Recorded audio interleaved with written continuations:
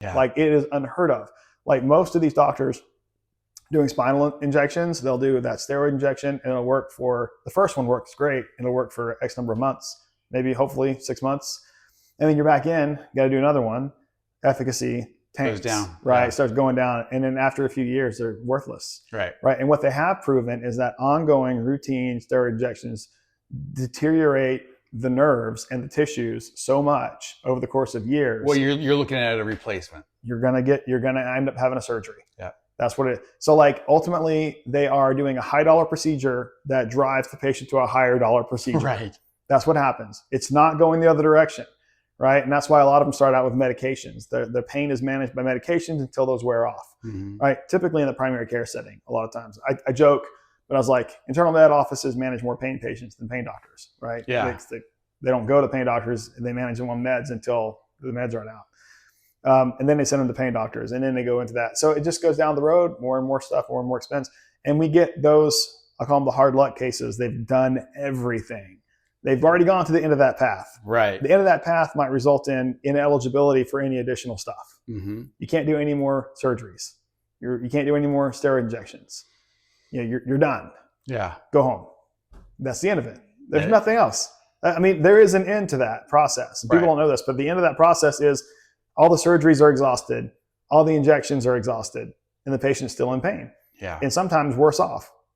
And what are they? And there's nothing for them. And then the patients will dose up on all the over-the-counters. Right. And then they become addicted. All the NSAIDs and aspirins and Tylenols to a dangerous level. Yep. Right. That happens. And then, of course, the hardest part the part that is sad for me is when someone is in chronic pain. So they don't want to get on opiates, right? Doctors were doing that in the past. Part of the opiate fuel was chronic pain issues from actual injuries, right? So started out with an actual injury, get on opiate, and now you're addicted. So now, for the last 10 years now, they've been trying to not prescribe opiates. Maybe say the last 5 years, really. They got away from it when it started becoming a big issue.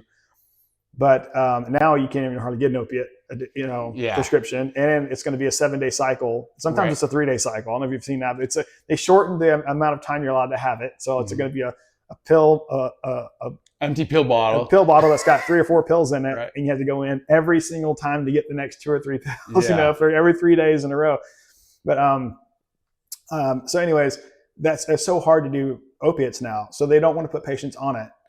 And so they will keep them on all these other meds and just up the dose until the dose level exceeds where they can't do it anymore. And it's not opiates. The next step would be to go to opiates.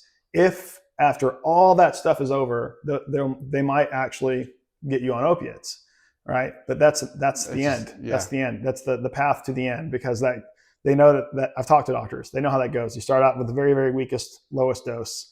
And within 10 years, you're on the hardest thing they can offer you. Right. Within less than that. Within 5 years, might be on the hardest thing they can offer you. So I'm like, but then again, I'm like, then why would I even get any pushback on our program from any doctor? Well, it's because the incentives are wrong. Right. Well, but if I'm offering this program, right, and my company's offering it, my nurses can go to the treatment, why would any doctor ever say no to this? Ever. And some of them don't. I mean, some of them are all about this, and some of them are like, that's they're like, let me tell you what real pain management is. I got this big old needle, right, and I'm really good with it. And I can get it right in between the vertebrae into the right spot.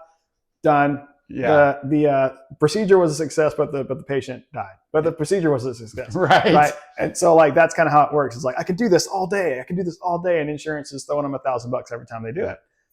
So that's the incentive. Well, I could talk forever, man. Well, there's so much. I mean, a lot of this we weren't even planning on talking about. So I'm excited to have you on again to talk about other things. But I just want to finish up real quick. Just let people know how they can get a hold of you if they want more information. Sure. Just give us your. So if you our pain treatment program is it's called Neurofunctional Pain Management, and if you Google that, you'll find us. I own that term and I own that world.